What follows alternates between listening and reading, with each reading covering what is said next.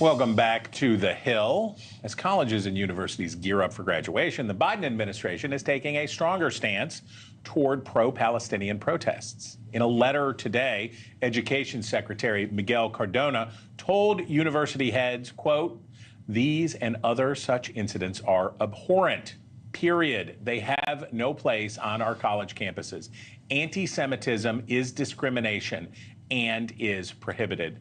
Okay, panel, we saw President Biden condemn the violence and anti-Semitism yesterday. But Julia, I want to start with you. This is a very difficult straddle for this administration and this candidate, because on the one hand, there are all the voters out here in the mainstream who are grossed out and fed up by what they see, and it looks like chaos and it looks like disorder. On the other hand, a core constituency in the Democratic Party is very sympathetic to the ambitions of the protesters.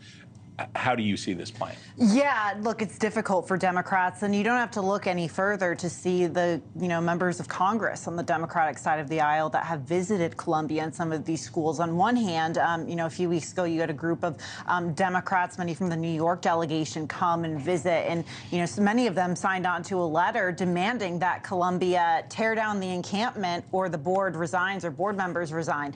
On the other side of this, you have members of Congress like Congresswoman Ilhan Omar, who also visited the protests, but visited her daughter and, other protesters who were taking part in this. So it's very, very difficult because, the progressives are obviously a very important part of the party, but you have the Michigan issue playing out, large Arab American population in Michigan. Minnesota, Minnesota isn't necessarily a swing state, but it's sort of emblematic of how difficult it is for Democrats to message on this. And, you have internal arguments. You see it on X. Last week, it was Jared Moskowitz versus Bernie Sanders. Yep. This is playing out.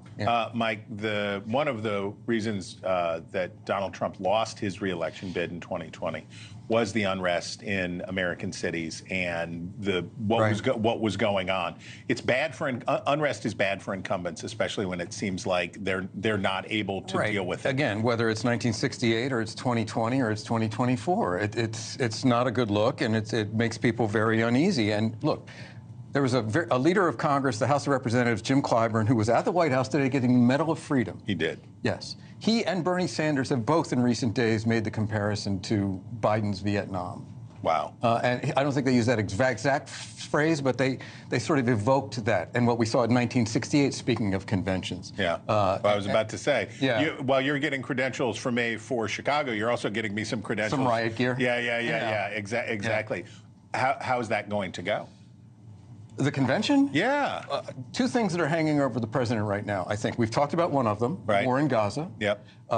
He really does need, because of everything that we've seen and all the scenes that we're seeing right now, come to some sort of conclusion. The White House again today saying that Netanyahu and Israeli forces should not, we're opposed to them invading Rafah in southern Gaza.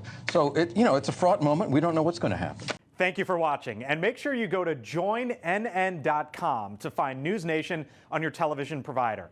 And don't forget to click the red subscribe button below to get more of NewsNation's fact-driven, unbiased coverage.